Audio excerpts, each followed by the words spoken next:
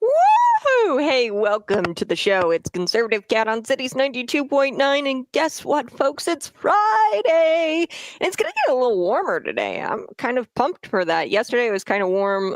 You won't believe what happened to me. I was walking the dog a little bit, and I was walking the dog. It was a little bit warmer. I don't walk the dog unless it's, above 30 degrees. I'm not one of those like diehard people where I go for a walk no matter what the temperature is. No.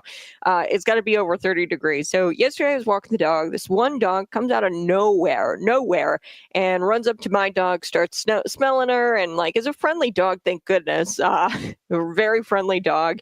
And they start playing, and like they're running underneath my feet, and I have no idea where this dog came from. So I, put on, my Sacagawea hat, and I like try to track the footprints in the snow back to the house where this dog came from. And here I am in my neighborhood knocking on every single door. And finally, like by the fifth or sixth door, this dog must have ran. And I was like, oh, I must have not been really paying attention. I did not see this dog until I was like all the way up the street.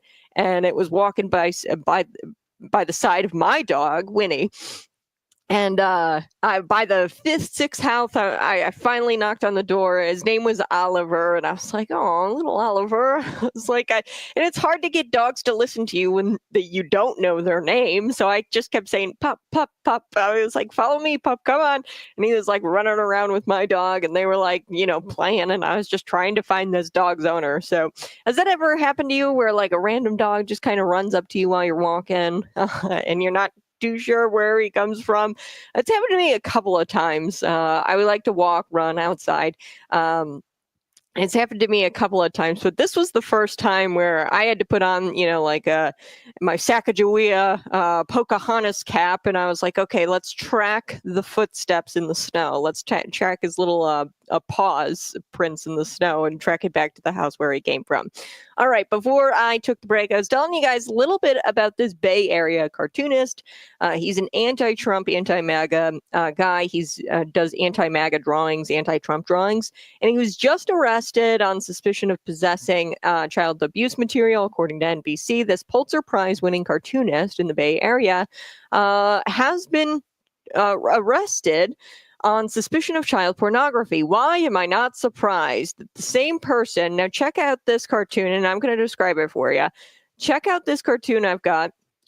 This is, the cartoon. You've got this elephant, and of course he's making fun of Republicans, and it's called The Groomer, this cartoon. And he's making fun of Republicans, and he's got like this robe, this elephant, and it's like this creepy looking elephant, and he opens up the robe in front of a bunch of children, and then across the elephant's chest it says bigotry on it.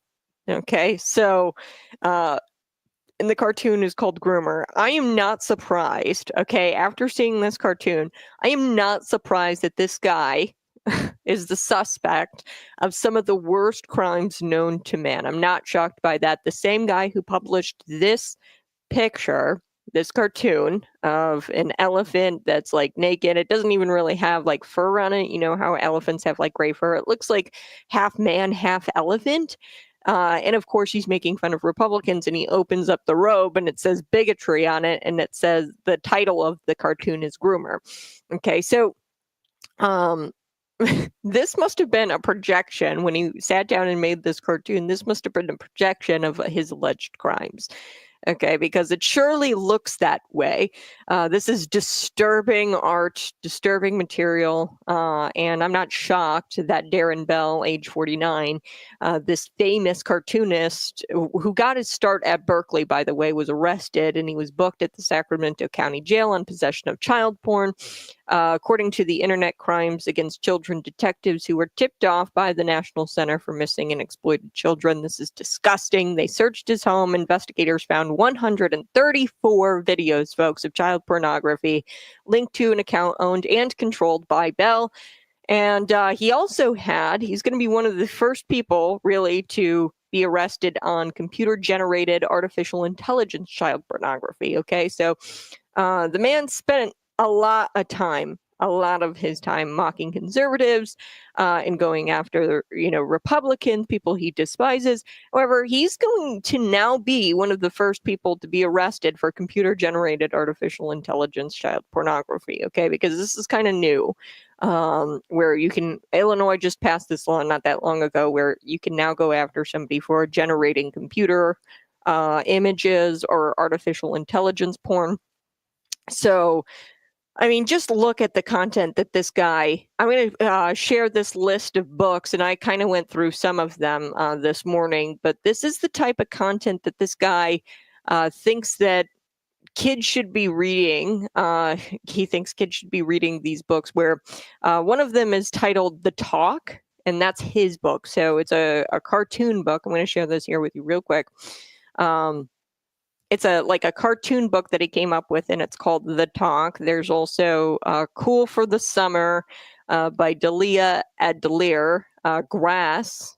There's all kinds of different titles here. And what's really sad about all of this is that, I saw this coming. We should have all seen this coming. This man was disturbed. And just file this under Pay Attention America. Is there a local leftist who believes that children should be reading content like The Talk by Darrin Bell, or Cool for the Summer, or The Dead in the Dark? He says, in this tweet, he goes after Ron DeSantis.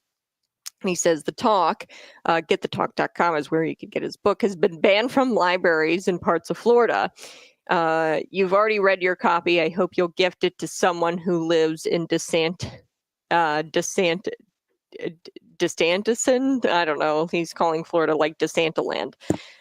So yeah, they were banned, buddy. They were banned because they're pornographic and because they're inappropriate for children in the library. All right, I do want to take a quick break, but we're going to come back. We're going to talk about Joe Biden's farewell address. He gave that a couple of days ago. Since Election Day, my feeling about Joe Biden has kind of been like, do whatever, say whatever you want, man. It doesn't really matter. January 20th can't come soon enough. It's going to be 3 days, folks. And I'm so excited. They're parading him around the country. Weekend at Bernie's-ing him, all this time from 2020 to 2025 here, and they've been propping him up weekend at Bernie's style. And they're no longer in power. These handlers are no longer in power, so it doesn't really matter, his farewell address. And, that's my attitude towards Joe Biden. Now, these last few weeks, he's kind of had this attitude of, I'm just going to say whatever. He, made jokes about the wildfire victims. He said, no pun intended. He said something like, we're on fire, or like made some sort of fire pun while he was delivering remarks about the people who, died in these wildfires due to government incompetence.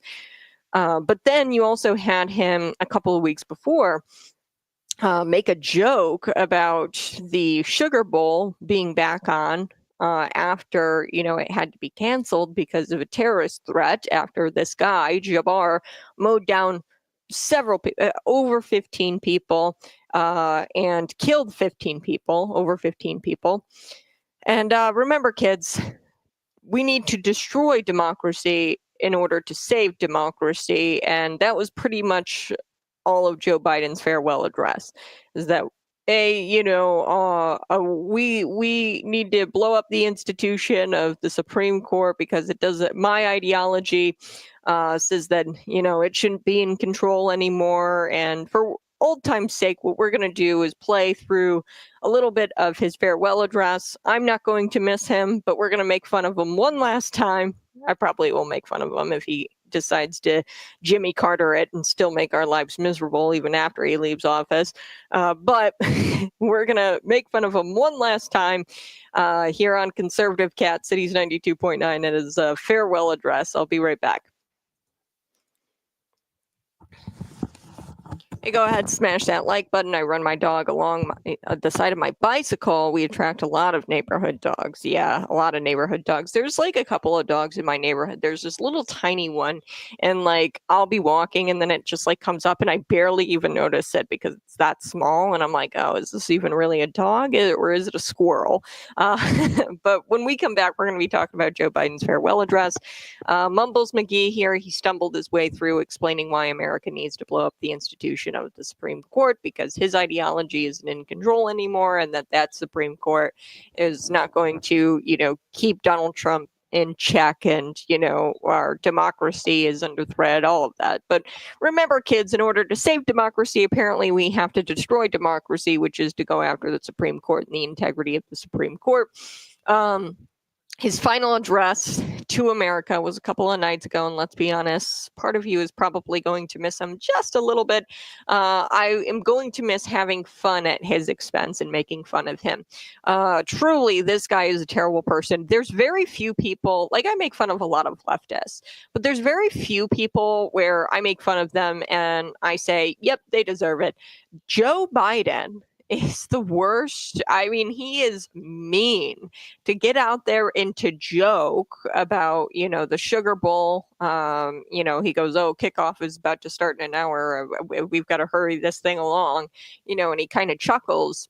And then what was it? He was at this press conference in California alongside Governor Gavin Newsom talking about the wildfires. Then he has the nerve to talk about his great grandbaby being born. Like he made it about him and his family, and these families all are experiencing death, destruction, and chaos.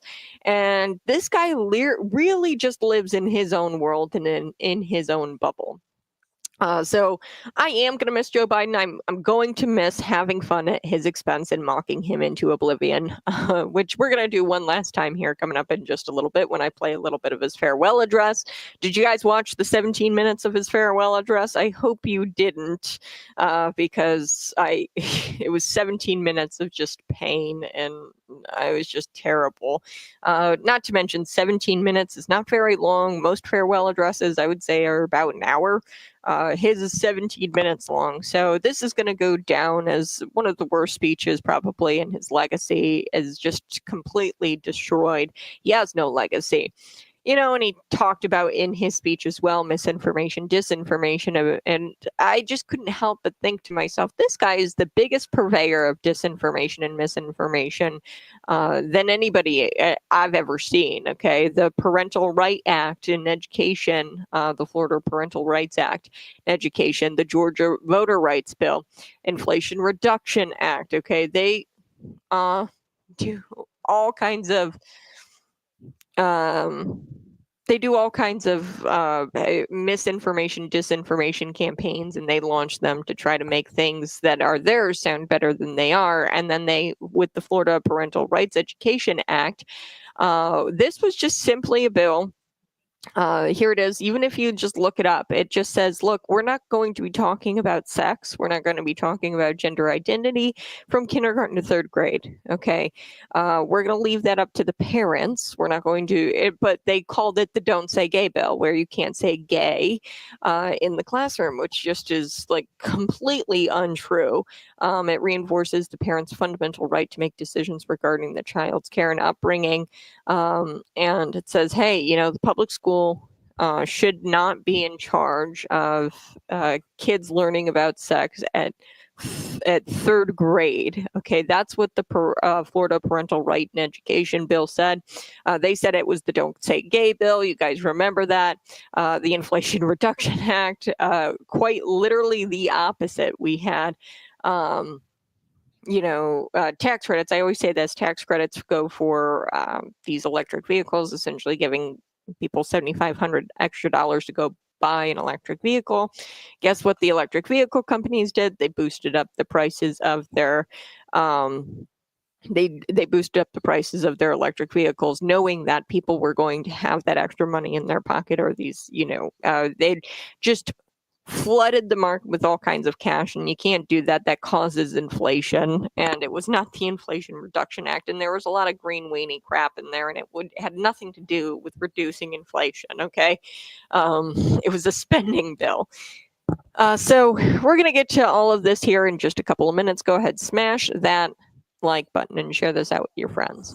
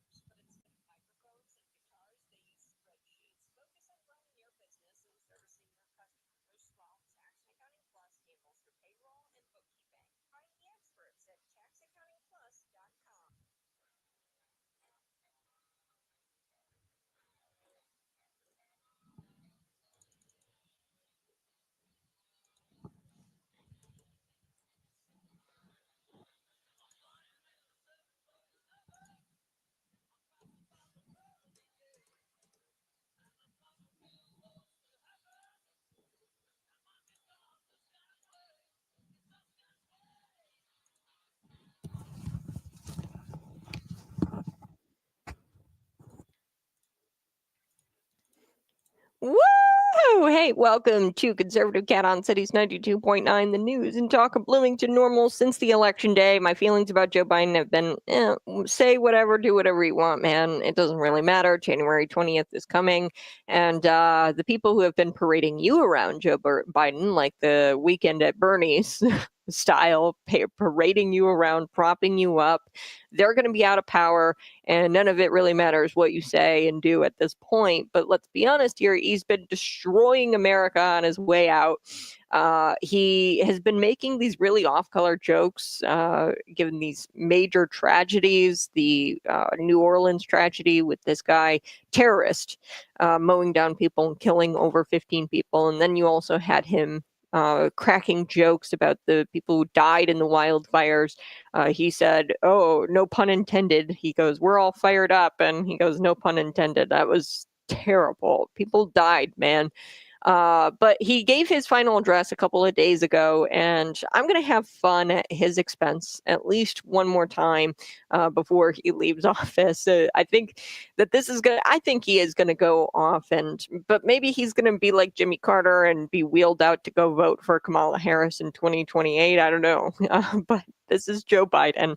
Uh, his farewell address. And let's talk about what was in his farewell address here, folks. Mumbles McGee here stumbled his way through explaining why America needs to blow up the institution of the Supreme Court because his ideology is no longer in control and the people who have his ideology are no longer in control. And apparently that now makes the Supreme Court bad.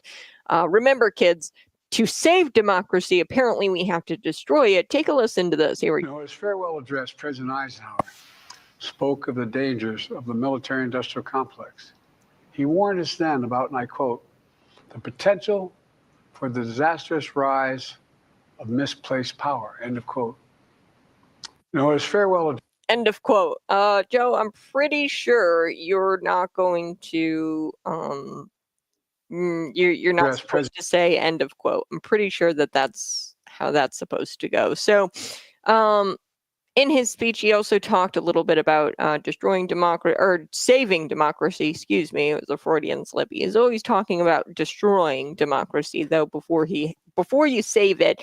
And by this, I mean he was talking about censoring individuals, what he calls misinformation, disinformation on the internet. He says that we have to censor those individuals.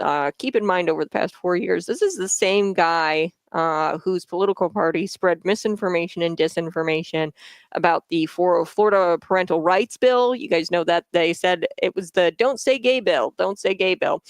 They spread lies.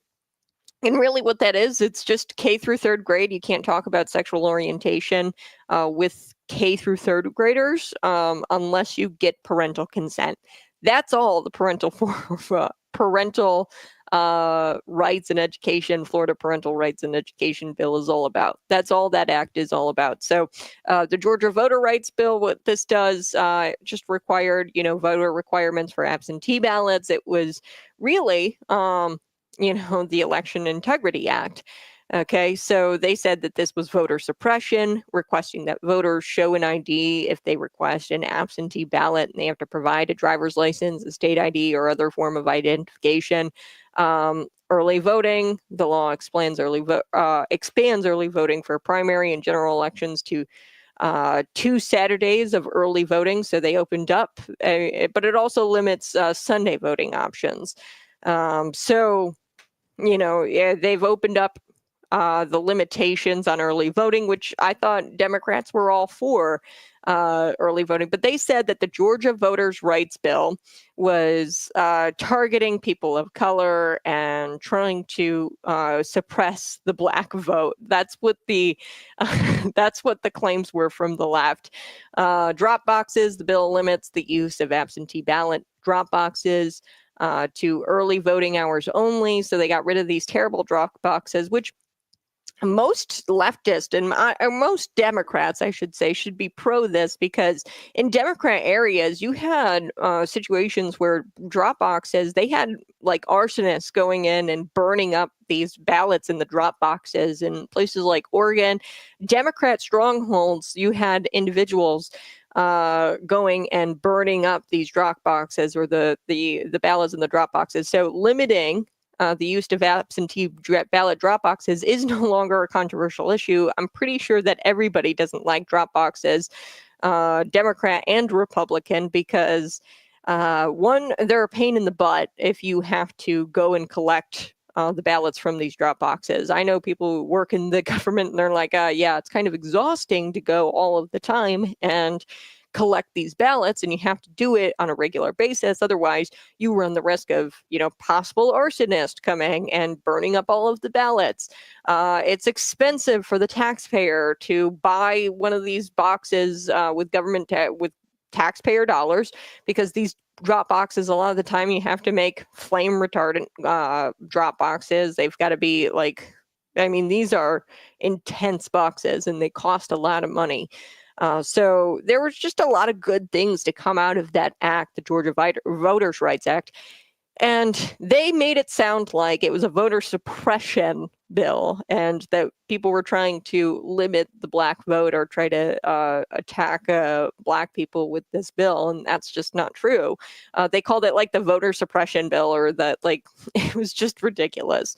They also, of course, said that the Inflation Reduction Act was actually for reducing inflation, which is just ridiculous. It was actually a green weenie bill, spending bill, which contributed more to inflation. And of course, Kamala Harris was the tie-breaking vote on that. Look, folks, inflation got worse with that bill because, and here's an example, they gave people all kinds of money, $7,500 tax credit to go purchase an electric vehicle. Okay. Now, guess what the electric vehicle companies did? Knowing that individuals had $7,500 dedicated to go buy an electric vehicle, they raised their prices by $8,000. Okay, so that is how the inflation, and there's multiple, it's littered with examples like that, the Inflation Reduction Act. So the Inflation Reduction Act, total lie. It didn't actually reduce inflation. The Dobbs decision and pretty much every single Supreme Court decision that Democrats disagree with, they lied about. So the Dobbs decision, all it does, it doesn't outlaw abortion. All it does is it leaves it up to the states. You still have people running around thinking that the Dobbs decision outlawed abortion. That's not true, okay? There's women in America who honestly believe that if they go to the doctor, if they're having a miscarriage, they will not receive care. That's because of Joe Biden's political party and their spread of misinformation about the Dobbs decision. MSNBC, CNN, they amplified that misinformation. And Joe Biden doesn't mean that information. He means the misinformation, like saying, oh, ivermectin is an effective treatment against COVID-19. I do have to take a quick break, but when we come back, we're going to play a couple of more clips from his farewell address. He stumbled through it. Mr. Mumbles McGee here stumbled through that farewell address. We'll be right back. You're listening to Conservative Cat.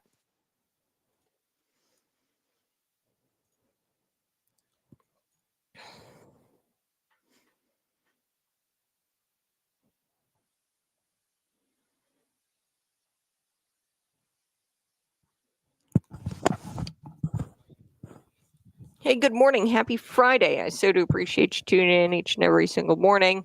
If you get the misinformation out first, then it's the truth. And the more the other side tries to debunk it, you're the liar.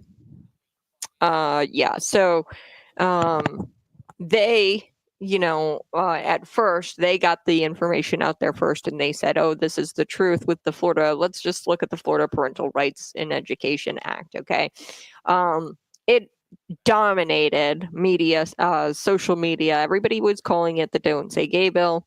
You had teachers and individuals, taking to TikTok saying, oh, I can't say gay. I can't be gay in my classroom because of Ron DeSantis, whatever. Right. And because they came out with that information first, it was deemed the truth. And no matter how many other times we come out and we debunk that crap, clearly this was a bill that was just K through third grade. Like we're talking babies, okay? Babies don't need to be learning about sexual orientation. You can try to change my mind. I'm going to call you a pedophile or a groomer if you think that it's okay to be teaching kids K through third grade about sexual orientation, gender identity, and gender transitioning surgeries. No, there's no reason to be teaching young kids that kind of stuff. And we're not talking, good touches, bad touches. This was gender identity and sexual orientation, your sexual preferences. Okay. Ron DeSantis simply said teachers cannot teach about that stuff unless they obtain parental consent. So it's not even that bad. It's getting parental consent first to teach about that stuff to your child specifically. Of course, all the teachers were pissed about this. Why? I don't know. You don't want to talk to the parents about teaching kids about sex and sexual preferences and gender identity. Well, that means you're a groomer if you're that upset by that. But like you said, they came out with it first, and it's so hard because no matter how hard we try to debunk it, we're the liars and not them. Same thing with the Inflation Reduction Act. No matter how many times we point to the facts and show, like I said, with that tax credit, $7,500 tax credit to the electric vehicles, then Ford subsequently raises their prices by $8,000. That's called inflation. You saturate and you just print more money and you spend more money, okay, and you saturate the market with money, you're going to increase the cost of things, therefore devaluing the dollar. I mean, this is basic economics, economics 101, and Kamala Harris was the tie-breaking vote on that. Don't forget that. The American Rescue Plan Act was also a huge contributor to inflation. So, Joe Biden, he talks about Mark Zuckerberg and Elon Musk and the fact checking and how they got rid of their fact checkers. And he says that that's not good for democracy. And, we know that Mark Zuckerberg and now has followed Elon Musk's steps where they got rid of the independent fact checkers and they replaced it with community notes.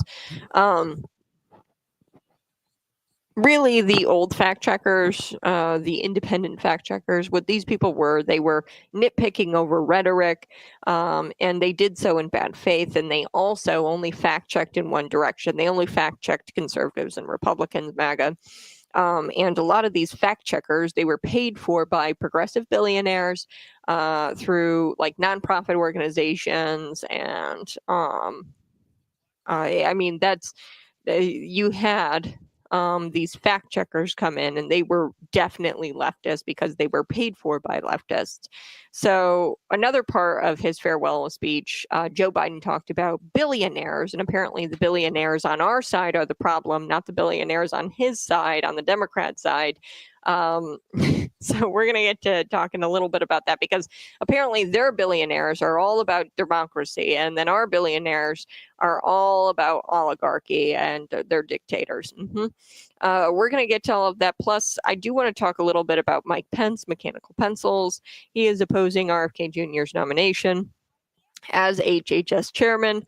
And this is a big deal because I want to talk about what I understand the concern about RFK Jr.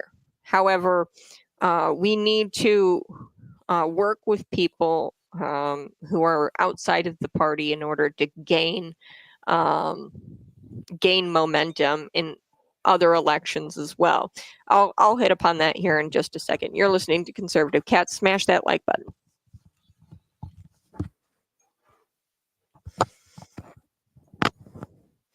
Hey, good morning. You're listening to Conservative Cat on Cities 92.9, the news and talk of Bloomington Normal. So do appreciate you tuning in each and every single morning. Before we took the break, I was telling you a little bit about Joe Biden and his farewell address. It sucked. It was 17 minutes long, and it was the longest 17 minutes of my life. Look, there are women in this country who still believe that if they have a miscarriage, they can't go to the doctor because the doctor won't provide them care. That is because of Joe Biden's political party and their misinformation. They're the biggest spreaders of misinformation, by the way. They spread all this information about the Dobbs decision, and then MSNBC, CNN amplified it. Joe Biden doesn't want to talk about that misinformation. He wants to talk about the misinformation spread by so-called misinformation spread by conservatives. Take a listen. Social media is giving up on fact-checking. The truth is smothered by lies told for power and for profit. We must hold the social platforms accountable to protect our children, our families, and our very democracy from the abuse of power. Social media is giving up on fact-checking. Okay, so I need to clear this up. Mark Zuckerberg didn't eliminate fact-checking, by the way. He's replacing Meta's independent fact-checkers with community notes, okay? And Elon Musk, the way X kind of runs it, has a community notes section where individuals can provide additional information. And this is truly the public square, right? This is truly where people can interact and provide more information, and that's the way platforms should operate, because they're a platform, not a publisher. Look up Section 230. Platforms get all kinds of extra protections under the law because they're supposed to act as this public square, as a community, rather than a publisher where they deem things that are published on or off of their platform. Like, if you're going to act like a publisher, then you need to be held liable as a publisher, and under the law there's certain things that publishers can't do, and they need to act like a platform because they get extra protections under the law for being a platform. Anyway, so we've got community notes section on both X, and Mark Zuckerberg, upon finding out that censoring individuals is actually illegal activity, he of course changed his plot, or his outlook on all of this all of a sudden, probably because he doesn't want to go to jail. Okay, because this is illegal. You can't be censoring people. You have to abide by Section 230. If you're going to be a platform, then you got to be a platform. And he wasn't doing all of that. Okay, so he is worried that he's going to go to jail, and he's worried about Meta, and he's worried about his company, and that's why he's making this change, because this won't happen under a Donald Trump president. He won't get away with this kind of stuff under a Donald Trump presidency. So now the former fact checkers never fact checked anything. Let's talk about this, okay? Because on Meta, they used independent fact checkers, but they're not independent fact checkers, and they're not really fact checkers. Really what they did, they nitpicked rhetoric. And they didn't do that in good faith, and they only nitpicked the rhetoric of a certain side, and they fact-checked in one direction. And it also just so happens that all of these fact-checking organizations are also funded by progressive billionaires and nonprofit organizations that are dedicated to leftist causes. Okay, so that's truly what the fact-checking organizations Joe Biden is talking about. Now, he also talked about billionaires. Okay, this was a talking point that he had in his farewell address. Really the talking point is, my billionaires, the Democrat billionaires, they're all about democracy, whereas your billionaires, Republican billionaires, they're all about oligarchy and dictatorship. So take a listen to this. Here's Joe Biden. Here we go, and his farewell address. That's why my farewell address tonight, I want to warn the country of some things that give me great concern. This is a dangerous and that's a dangerous concentration of power in the hands of a very few ultra-wealthy people. The dangerous consequences if their abuse of power is left unchecked. Today, An oligarchy is taking shape in America of extreme wealth, power, and influence that literally threatens our entire democracy, our basic rights and freedoms, and a fair shot for everyone to get ahead. Oh boy. All right. Well, we're gonna be right back. You're listening to Conservative Cat on Cities 92.9, the news and talk of Bloomington Normal. We'll be right back at the top of the hour. And I do want to get to Mechanical Pencils Mike Pence, who is, oh, I hate RFK Jr. and I don't want him to be the HHS. You guys shouldn't vote for him either. Okay, whatever you say, Mike. Hey, go ahead and like Soros. Yeah. George Soros. He was definitely funding all of these fact-checking organizations. They were all funded by progressive leftists. And Joe Biden's out there now talking about billionaires and how, our billionaires are oligarchy and dictators, and this wealth is scary, and you guys should fear the wealth of Republicans. No. A lot of the Republicans, I don't even want to say Republicans. I just want to say MAGA people. A lot of MAGA people, your, J.D. Vance's, your Vivek Ramaswamy's, your Donald Trump's, they all got their wealth through the private sector. Okay, this is a big thing to take a look at when deciding who to vote for, not only at a national level or state level, but take a look at their experience. Is it all in public sector? And we're going to get to this. Joe Biden, he was on, I think it was MSNBC, and he was talking with this host about how, he has actually been the longest serving public, let's call it public servant. Really, you're just a public sector jerk. So Pius Pence, nice. I just saw that out of the corner of my eye. I think that's hilarious. Nice comment.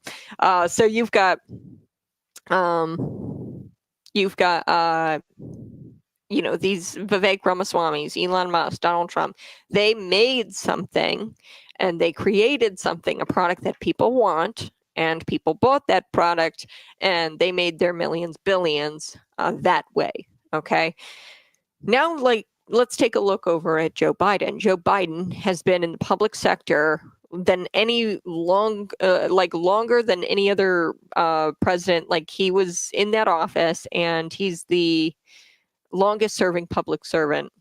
I guess that makes sense. Longest serving public servant that has ever held that office. Okay. And that isn't something that we should celebrate or applaud. Okay. And that's why they're all upset about Pete Hegseth being the nominee for Secretary of Defense. It's because he's made his life in the private sector. He has an organization.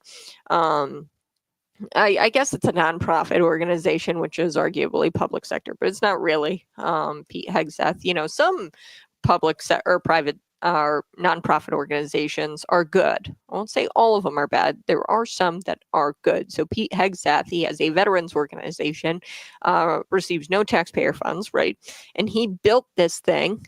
This major organization to help veterans, and he employs people in that organization. He employs himself through that organization, and this is a huge benefit to lots of people. Okay, the public sector, they force themselves into your lives. Okay, for example, let's see here,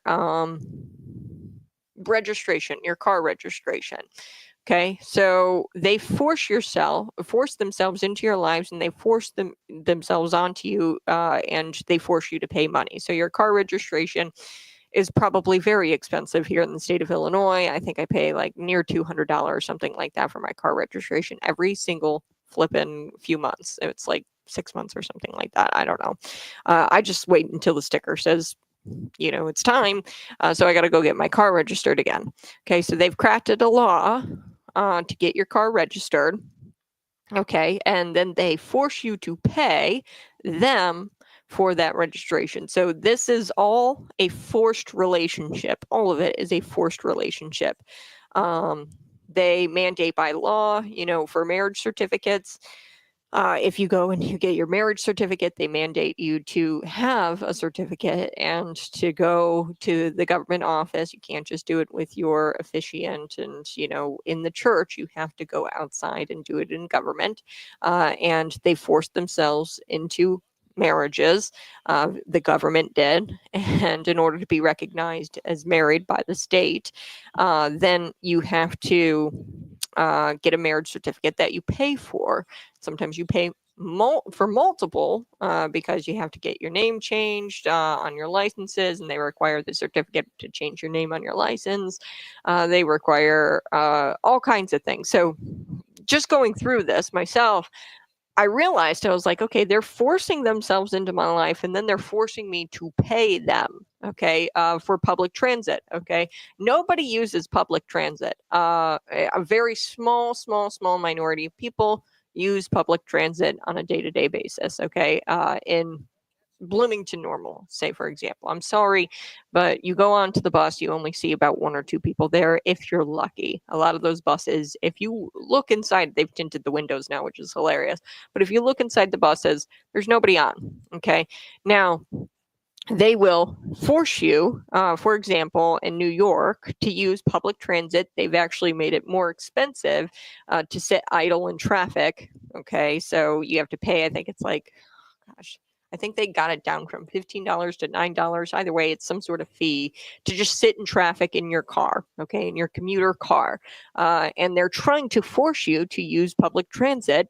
And then, of course, they take your taxpayer dollars and then they put it towards the infrastructure like bus stops, electric vehicle buses, EV buses. You've got all of that. So they take your taxpayer dollars and they put it towards public transportation. Although nobody really uses it, but they'll force you to use it by crafting laws that make it more difficult to drive your commuter or your car. Okay. So I'll be right back. You're listening to Conservative Cat.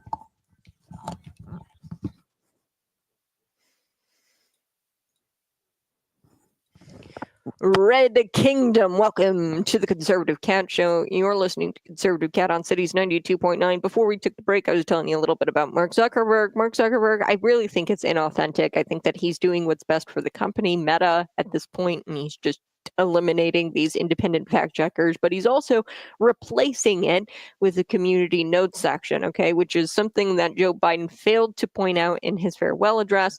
He also talked about billionaires and how our billionaires, Republican billionaires, they're all a part of the oligarchy and they're dictators, but they're billionaires. No. They're for democracy. The George Soroses, the Governor J.B. Pritzkers, yeah, they're all for democracy. So that was his Joe Biden farewell speech. Oh, let's take a listen one more time. This is him talking about how their billionaires are pro-democracy. But in the same breath, he's talking about, dismantling the Supreme Court and how he doesn't like that institution and we have to be concerned about that institution because they're pro-Trump, which is not true. Amy Coney Barrett, she turned out to not be a conservative at all. Okay, by the way. So I would argue that we don't even have a majority on the Supreme Court. But, he says that our billionaires are bad, but their billionaires are good. Here's a big difference between our billionaires and their billionaires. Our billionaires, they all get their wealth through the private sector. Look at Vivek Ramaswamy. He created something, people wanted it, and he sold it and got a lot of money. Okay, Elon Musk made something that people wanted, made a lot of things that people wanted, and got a lot of money. Okay, Donald Trump made something that people wanted, he got a lot of money. The government, Governor J.B. Pritzker, and Donald Trump will tell you this. He's gone on the microphone at his rallies before and talked about Governor J.B. Pritzker, where he was ousted from his family business, the Hyatt Hotel enterprise, right? He was ousted from his family business and he found his wealth in the public sector, campaigning and soliciting money from nonprofit organizations. That's their world. And they force you to pay them money with laws. Okay, for example, New York City, they're forcing you to use public transit. Nobody really wants to use the public transit. It's unsafe. But they're forcing the New York City residents. Now, they probably use public transit more than, say, people in Bloomington Normal. Every time I've looked into the buses that go around, I've only seen like one or two people. Okay, I'm going to be honest with you, which I'm not saying that we shouldn't have public transit, now dedicating all kinds of taxpayer dollars to it when nobody uses it. Kind of ridiculous. But that's my point. In New York, they've got fees for you to sit idle in traffic now, and they're kind of forcing you to go into the public transit world and in that industry and utilize it. And they want to justify taking taxpayer dollars, building more, bus stops and adding to the fleet, adding electric vehicles to the public transit bus fleet, right? That's what they want to do. They want to take your money and then put it towards something that you don't use. Okay, that's exactly what government does. I hate to say that, but they want to take your money and put it towards something you don't use. And a lot of times they take your money, say they're going to put it towards this thing that you don't use, but they take it for themselves via their salaries. For example, in McLean County, there are two individuals who are paid the environmental health program supervisor, two of the same title. Okay, the exact same title. They're paid close to $100,000 a year. Okay, two of the exact same title. Okay, they take your money and then they pay themselves with it with these exorbitant salaries. Before we end today's little Joe Biden farewell address breakdown, that's kind of what I've been doing here. I want to end it with this clip. This is a classic Bidenism, classic Bidenese here, where he is ending his farewell address with a little stumble. He stumbles a little bit here, and he reads something that he shouldn't be reading on the teleprompter. So take a listen. His farewell address, President Eisenhower spoke of the dangers of the military-industrial complex. He warned us then about, and I quote, the potential for the disastrous rise of misplaced power, end of quote. His farewell address, President Eisenhower. Okay, so he says end of quote. Pretty sure you weren't supposed to say end of quote there, Joe, on the teleprompter. Anyway, I wish him well in his future endeavors. Not really. He's a terrible person. He's probably going to be carted out in 2028 to vote for Kamala Harris like Jimmy Carter was. But I'd like to say that it's been fun. It really hasn't been fun, Joe. You've made everybody who hustles for a living, you've made their lives miserable. But I will say this, there is a small part of me where I'm going to miss Joe Biden because I love making fun of him. But I think the rest of America is ready to move on. I do content for a living, and I'm going to miss Joe Biden for the content and for the laughs with you and laughing at Joe Biden with you. So that's all I'm going to miss about Joe Biden. I do want to shift gears. Let's talk about mechanical pencils. Mike Pence, he's opposing RFK Jr.'s nomination as HHS chairman. Donald Trump's, this is one of Donald Trump's boldest decisions ever. RFK Jr. He turned former independent presidential nominee RFK Jr. as his pick for the Health and Human Services Secretary. Okay, so not everyone is on board. Mechanical pencils, Mike Pence is not on board. And they're pointing to RFK Jr.'s views on abortion. And the most prominent guy, I guess, really... Not everyone's on board. And when I say not everyone's on board, really what I mean is Mike Pence isn't on board. A lot of conservative Republicans are on board with RFK Jr., okay? A lot of you, when I say Mike Pence, you have to kind of dig into your brain a little bit. You're like, who is that guy? Who is that guy? Yeah, he's irrelevant. But we're talking about him today because he's the only one opposing RFK Jr.'s chairmanship or the HHS secretary role. So his organization, Advancing American Freedom, is calling on Republicans to reject Trump's nominee. The letter from a conservative advocacy group, Advancing American Freedom, first reported Wednesday by the Daily Wire. That's not shocking. Daily Wire is definitely more towards the rhinos than any other organization, a Republican organization. I just had to put that out there. Criticized Kennedy, So I'm not shocked that this was reported by the Daily Wire, by the way, for being pro-abortion, specifically over his past support for abortions later in pregnancy. So he did, while on the campaign trail, I told people, I was like, don't vote for RFK if you're a Republican or if you're pro-life. He is pro-abortion and pro-late-term abortion, which is really, really bad. This position is completely out of step with strong pro-life record of the first Trump administration. Yes, the first Trump administration has a pro-life record. The second Trump administration will have a pro-life record, and I'll get into why here in just a second. But let's continue with the AAF. This is Mike Pence's organization. He says, while RFK Jr. has made certain overtures to pro-life leaders that he would be mindful of their concerns at HHS, there is little reason for confidence at this time. I know what most of you are thinking. Who the hell cares about what Mike Pence has to say about RFK Jr.? Well, Pence isn't the only one on the right that feels this way, I'm sure. He's one of the only ones, I guess, but maybe some people on the right have a little bit of concern about RFK Jr. in this HHS role, being that he is a pro-abortionist. And I get it, okay? But there's a bigger picture at play here. Conservatives, MAGA, and anybody in between, we have to consider this bigger picture. We ran into a little snafu with the H-1B visa drama. Vivek Ramaswamy and Elon, they love the H-1Bs. H-1Bs are ridiculous, okay? I talked about them a little bit yesterday. Largely, I love the Indian people, and I love the people who come to this country legally. H-1B, it is a visa, so that's coming to the country legally. However, this is been abused, the system, the H-1B visa system. It was originally designed for people who are coming to the country to be doctors, to be in these higher level positions, and they're supposed to be like the top 1% of this position. We can't find anybody here in America to do this job, so we have to kind of widen our net here to the rest of the world, and then they can come in on an H-1B visa, okay?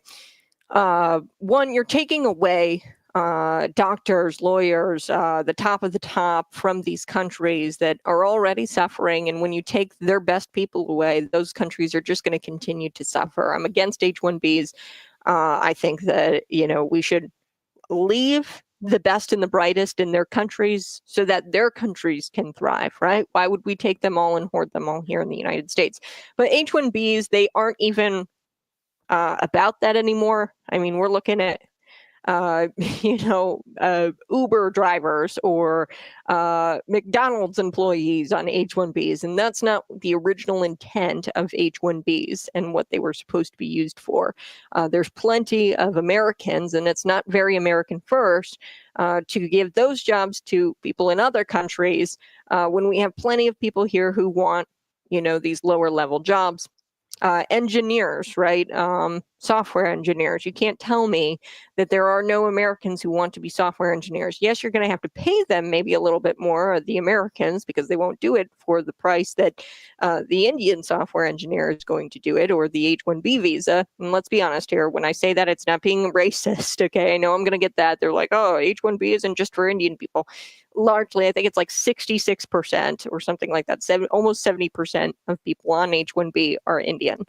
But they are bringing them over here on H-1B visas and paying them pennies for what they would pay, Americans. So really, they're paying them cheap labor, these companies. So Elon Musk, Vivek Ramaswamy, tech bros, people love this H-1Bs. Why? Because they make money doing it. They can pay them cheaper, or they can pay them lower salaries than, say, an American software engineer. And the tech bros love it. The Elon Musks of the world love it because they make more money.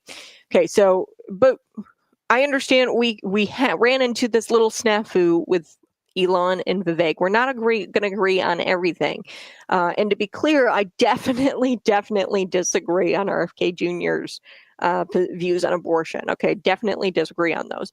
But Donald Trump, the reason why he won was because he created a team of people that bypassed our usual ideological lines. Okay, so a vast majority of it, dare I say, the part that dragged us across the finish line here and secured Donald Trump that win was RFK Jr., the people who are RFK Jr. types and his supporter, okay?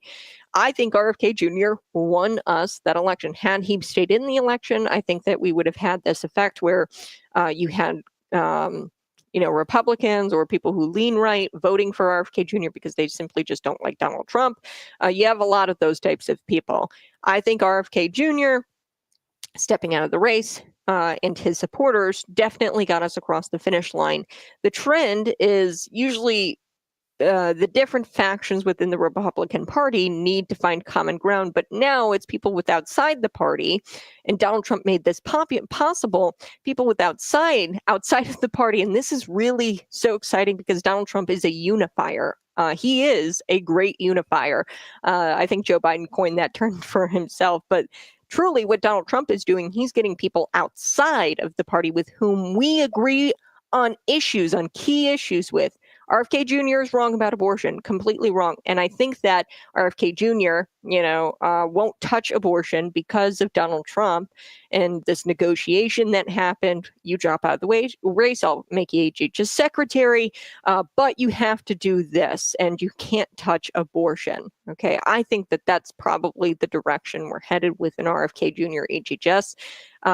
And I get the concern. I share your concern. I worry about a pro-abortionist being in one of the highest levels of health because it is not healthy for women or children. Abortion is evil, period, full stop. So I'd be more concerned, though, if Donald Trump and J.D. Vance weren't pro-life, the president and the vice president, if they weren't pro-life and if they were all about abortion, that would be more concerning than an HHS secretary because the HHS secretary should, fall in line with the movement and the direction of MAGA and the direction of President Donald Trump because he did win the election. Okay, you're a bureaucrat. HHSs are bureaucrats. And you should follow the will of the people, and the will of the people, they spoke loudly in the 2024 election. They want MAGA politics. They want policies. They want pro-life policies. Okay, that's why they voted overwhelmingly for Donald Trump. Not to mention the Dobbs decision. Okay, there's no reason for RFK Jr. to be touching abortion. We already have the Dobbs decision. Leave it up to the states, period. Okay, we should follow the Supreme Court on this issue. RFK Jr. shouldn't be touching the issue of abortion. Not only because he should understand that the people overwhelmingly voted for Donald Trump and Donald Trump policies, which includes pro-life, but also the Dobbs decision. There's no reason for him to be touching it. So the more significant issue is the issue that we have common ground on, and this common ground that we all share, which is our desire to hold big pharma accountable, the alphabet agencies, FDA, CDC, and the healthcare industry accountable. We all hold that desire.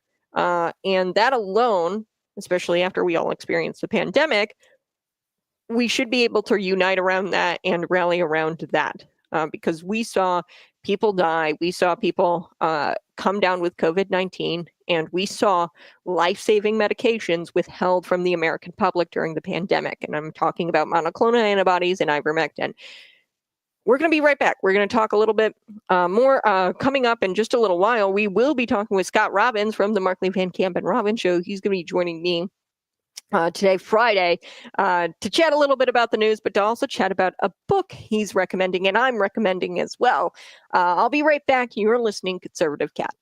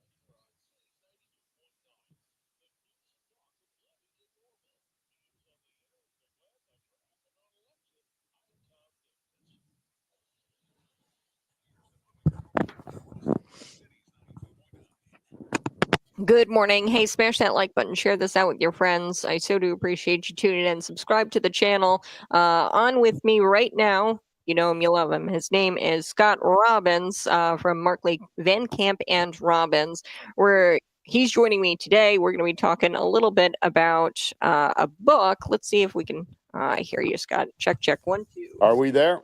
You're Hello. here. Hello, hello. Yes, Hey. we are paused for our radio friends, but we're here with our Facebook friends. Hello, Facebook friends. Hi, Scott, Facebook friends. how are you doing this morning, Scott? I'm good. You know, I slept later than I normally do, so I did set my alarm because I knew I had a big appearance on this show today. Yes, the Conservative Cat Show. It's a big appearance. No, Well, it's a huge one. It's for me anyway. not really. No, Oh, Mark it is. It is. It is. Robbins. It is. It is. It definitely is. Yeah. So it's good to be here. But Yeah. we had some stuff to cover today. Oh yeah. I just saw where Nancy Pelosi's not going to the inauguration either. Oh, I'm She's so joining Michelle disappointed. Obama. Big Mike isn't either. Big Mike. Big Mike's got. I think there's something going on with the Obamas. Look, she didn't go to Carter's funeral, right? Oh, really? No, she wasn't there for that one. I mean, everybody else's spouses were with the former presidents, to attend, except for Big O. And she did not attend with him, and now she's not attending this. So maybe there's trouble in paradise. I don't know. Yeah, maybe. I'm Well, there speculating. was. What was that guy? Remember? That's still really shady. The paddleboarder. He was the guy. a private chef. Yeah, they killed. Yeah, Yeah, you want to know yeah. my theory? Obviously, it's a theory, okay, folks. I Right. think that Big Mike was caught sleeping with this fella, the paddleboarder, who was the private chef, and they made his death look like. No, that was like something I read on Reddit, and I was like, Well, I mean, you got. It's certainly one of it's for considering what happened. And boy, the cause of death was like immediate. Well, he drowned, and drowned. Really? Okay. Well, and you know what's really weird is just like the guy had on social media multiple videos of him swimming in this Olympic pool. Yeah. And I'm Yeah. like, what do you mean? He wasn't even that Yeah. far from the dock. He could have easily swam. If he's out there paddleboarding, I'd imagine the guy can swim, right? And it wasn't like it Yes. was an ocean with big waves. Right. It was a storm out there. This is like a lagoon. You know? Yeah, it is. Yeah, but no, I don't know. He drowned. Next, let's move on. Yeah. Okay. Okay. All right. Well, I'm excited to talk about your new book. We're going to come back in just a couple of minutes. We're going to take a quick break here for our social media friends, but then we'll come right back and we'll be on the radio. All right, Yeah, Scott? sounds good. All right. Hold on one second, folks. We'll be right back.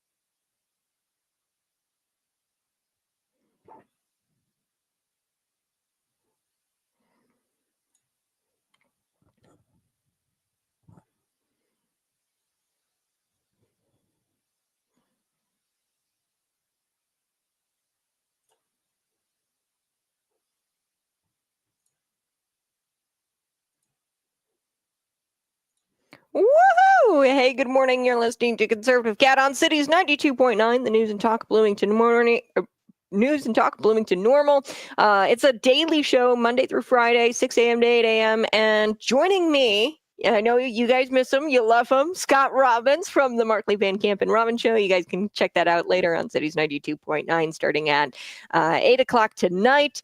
Scott Robbins joins me. Scott, how are you doing this morning? Did you catch the farewell address? I got to ask you. Yes, I did. Yes, I did. Oh my gosh. Wow. And I'm flipping around this morning to different things, various sources, and of course Conservative Cat as well. But anyway, I heard that he is depressed, moody, angry, bitter from people within the White House. And I'm like, well, yeah, he's got dementia, so it ebbs and flows, I get it. You know what I mean? It's not a surprise. I mean, who knows?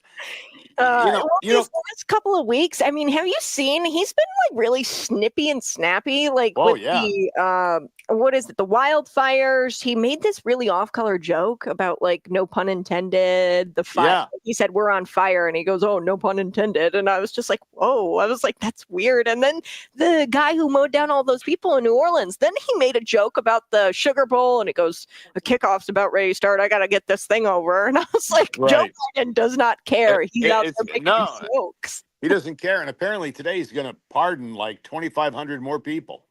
Probably himself. Well, that's very possible as well, I guess.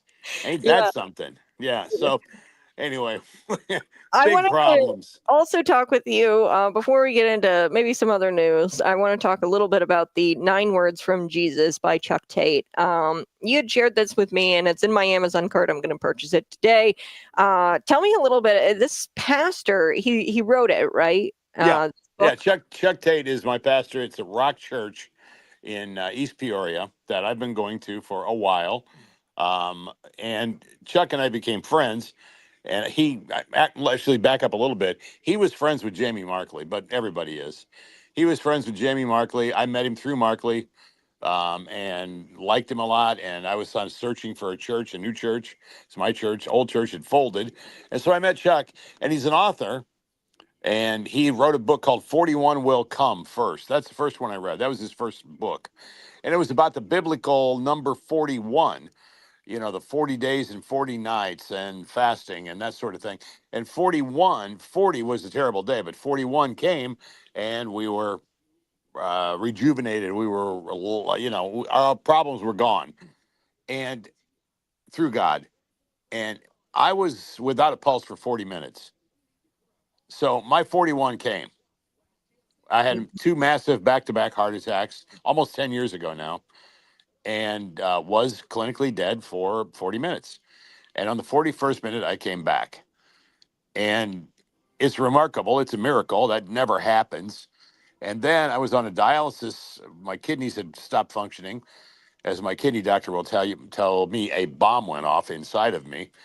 And when that happened, I was on dialysis for another 8-9 months. And one day, the guy that was my dialysis, I guess the guy who hooks you up to the machines, again, I don't know what they call these people, phlebotomist, I suppose. Maybe I might be, I don't know.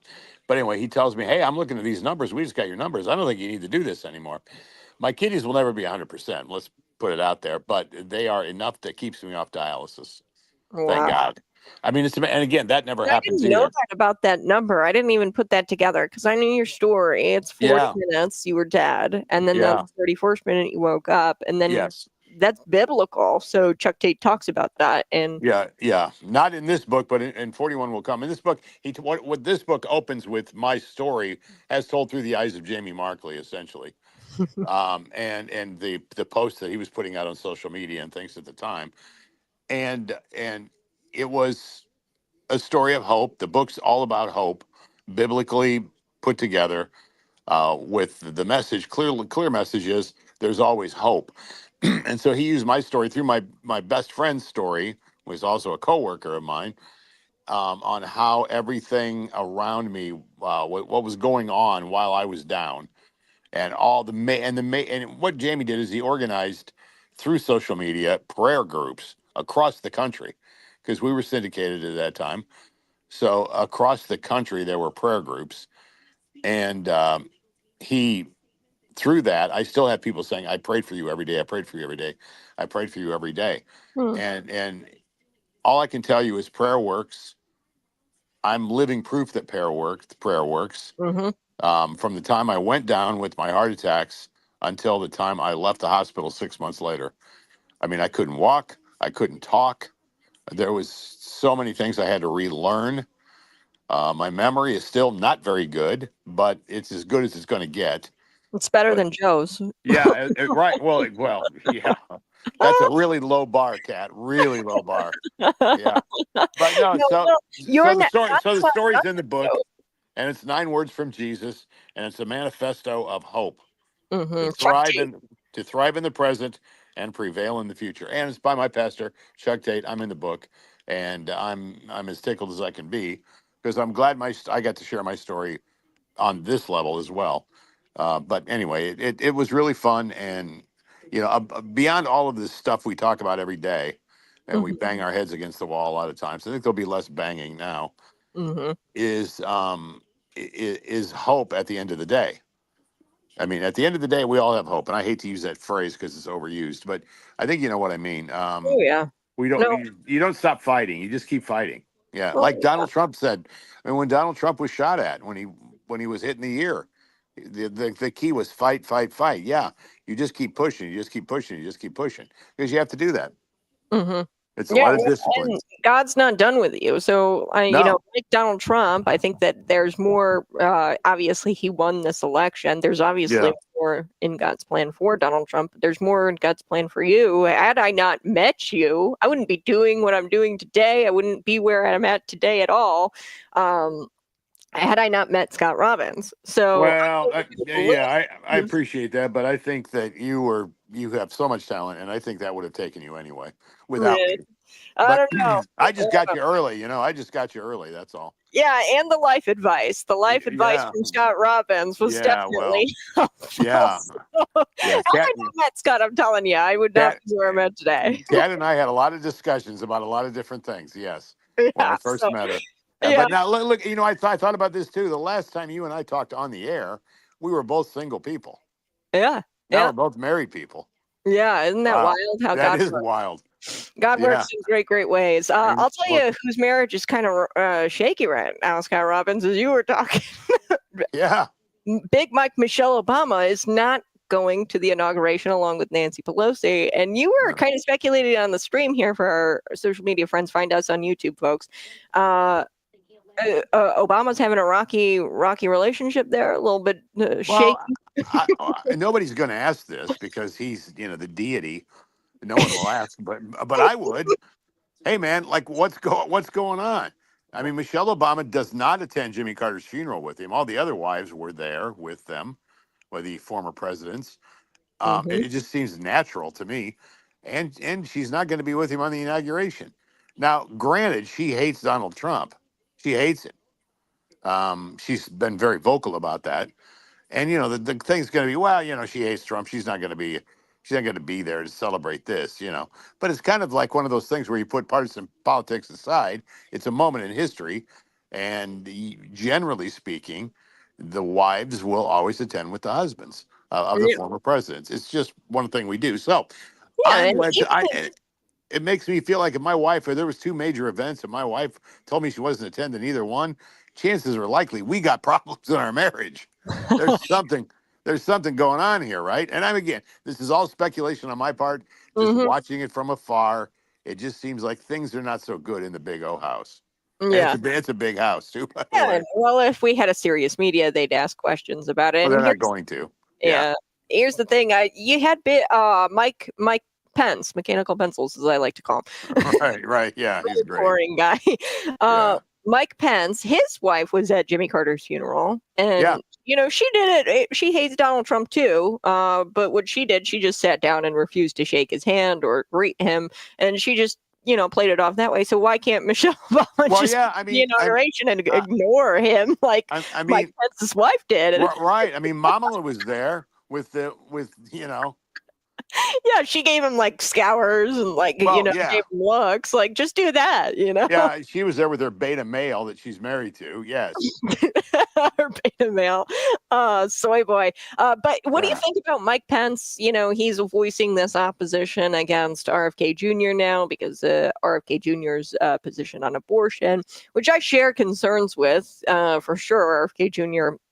I know you're pro-life, Scott. He's not pro-life, but No. I think that Mike Pence is just trying to get out there and get his name out there. His irrelevant Well, name. nobody. Yeah, I mean, he's a footnote, right? I mean, nobody cares about Mike Pence. Nobody cares what Mike Pence thinks. Now they'll glom on this because he's being anti-Trump or anti-cabinet position or whatever because they Mhm. love that stuff. So he's going to get airtime. But who cares? At the end of the day, who cares? I use that Yeah, word again. I hate that. But truthfully, no one cares. yeah. Mike Pence can say whatever he wants, and chances are likely it'll just be another snooze fest, Yeah, and I don't like think his career. RFK is going to touch abortion because we've got the No, Dobbs decision. no, Like, it's already right. been said. No, like, Well, we do have the Dobbs decision. Dobbs decision was overturned, or was made law, and that is each individual state. And if you live in that state, then you can control the outcome of abortion, thumbs up or thumbs down. You can do that in your states. That's all Trump wanted. I mean, hmm he was like, "Hey, I'm going to leave it to the states. It's not a federal issue. We hmm made it a federal issue. It should never have been a federal issue. Simple. Put it away." And if you live in Illinois, for God's sakes, I mean, it doesn't matter, right?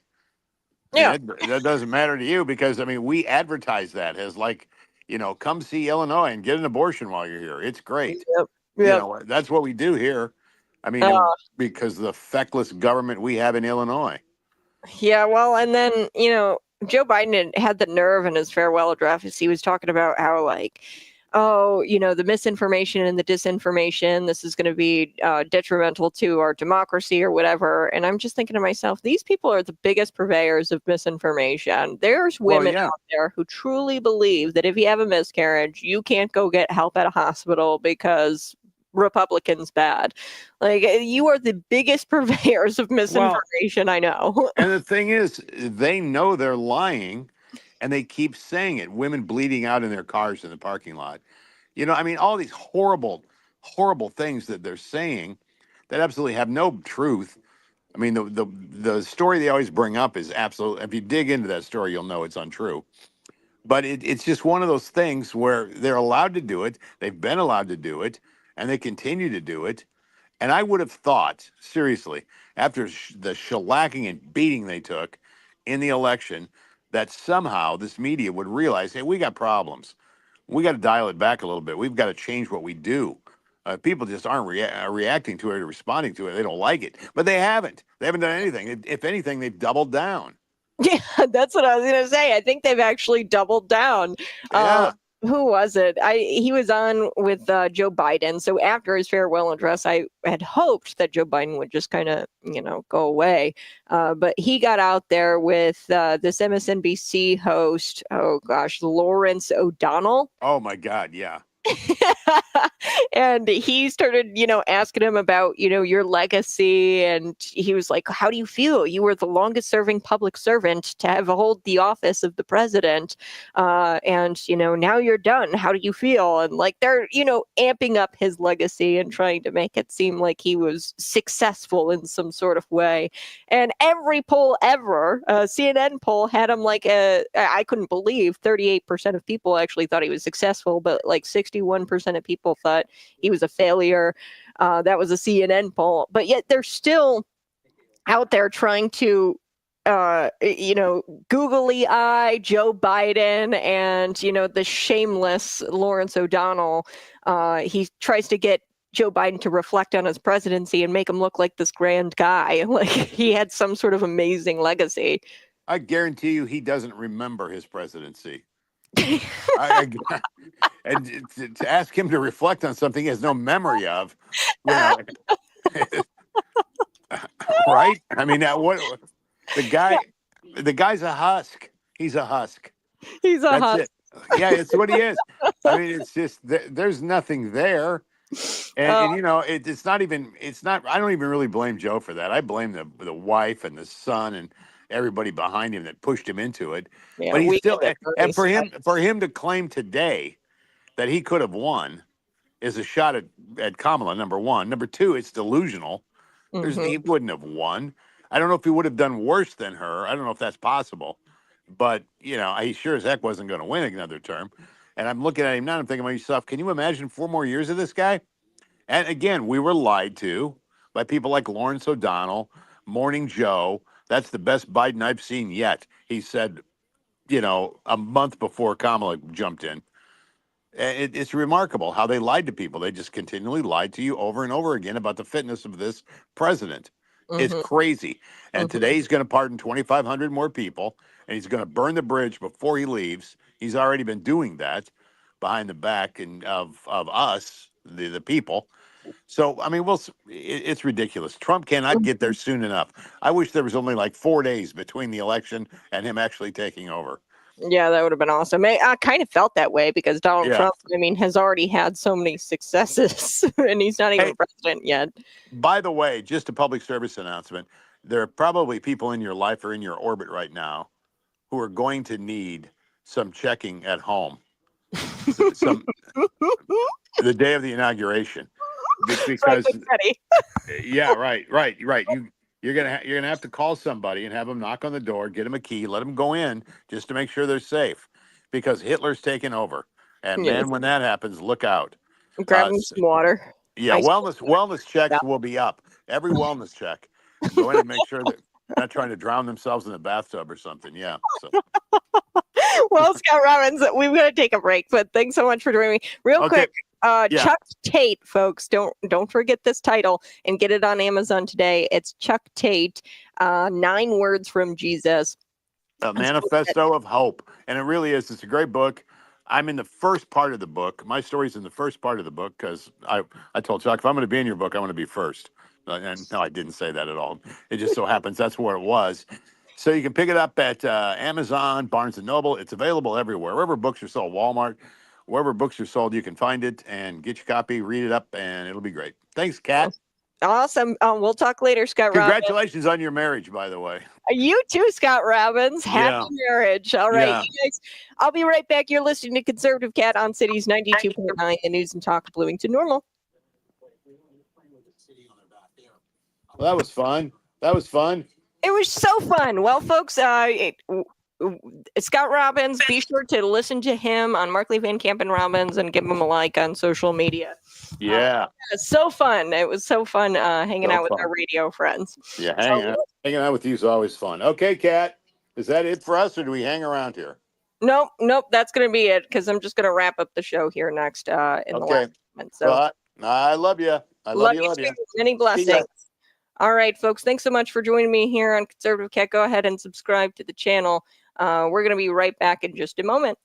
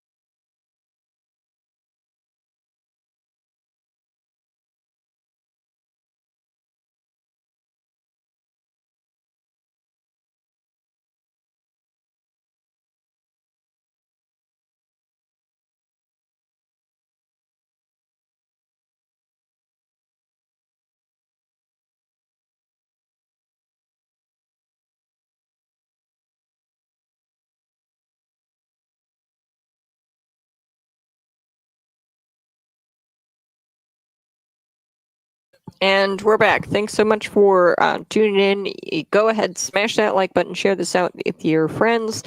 We are going to be coming back. I want to talk a little bit about some officers who sprang into action after a canine officer, a dog, had gotten involved in a shootout. Before we took the break with Scott Robbins, we were talking a little bit about RFK Jr. and the opposition from Mechanical Pencil's Mike Pence. Nobody really cares. Who cares? You know what Mike Pence has to say. There's more significant issues we should be focused on, like RFK Jr.'s desire to hold big pharma accountable, these alphabet agencies, the FDA, the CDC, also not to mention the healthcare industry accountable. So we should all be able to unite around the shared experience during the pandemic where we had the FDA, the CDC chilling effective treatments against COVID-19. So there's more that unites us than divides us, I think, with RFK.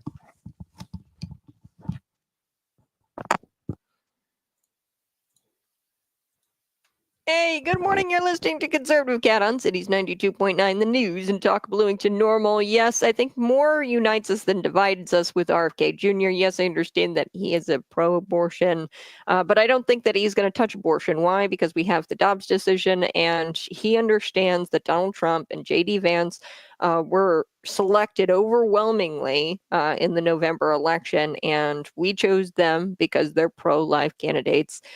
We chose them because of their policies and because of the MAG movement. And I don't think RFK Jr. is going to be touching abortion. I share your concern. Mechanical Pencils, Mike Pence, he has opposition and he's urging Republicans to vote no. I think that that's a silly reason to vote no, just because he's a pro-abortion and expressed this on the campaign trail.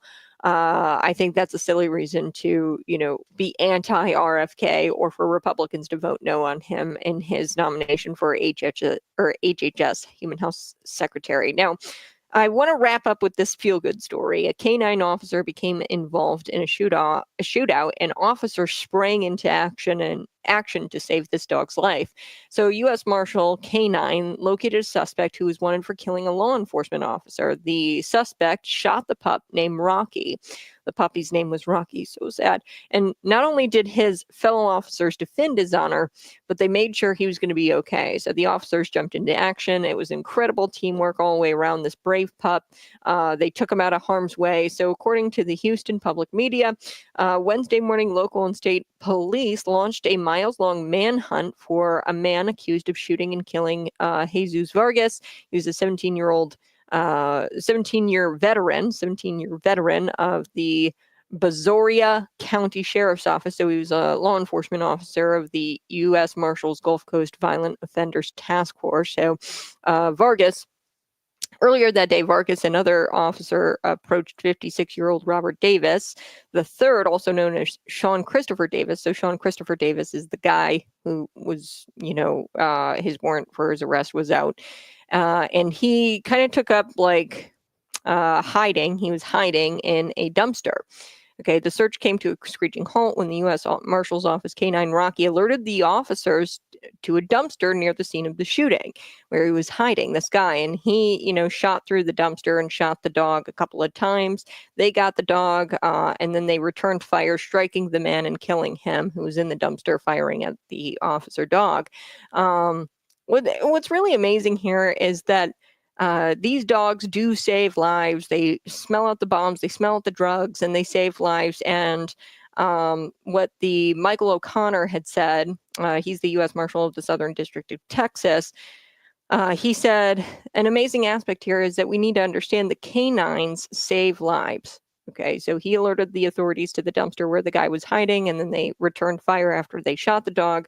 Although Rocky's law enforcement career ended early, he is a hero. He's leaving the department as a hero, and he is expected to live, folks. So the police department chief, No Diaz, he said, they're a part of our existence as a police department, as law enforcement in general, whether it be bombs, drugs, or saving lives. Those dogs are amazing and they're a part of us. So he is in stable condition. He's expected to recover this little dog who was shot 2 times before he was rushed into a helicopter and he was transported to an animal hospital.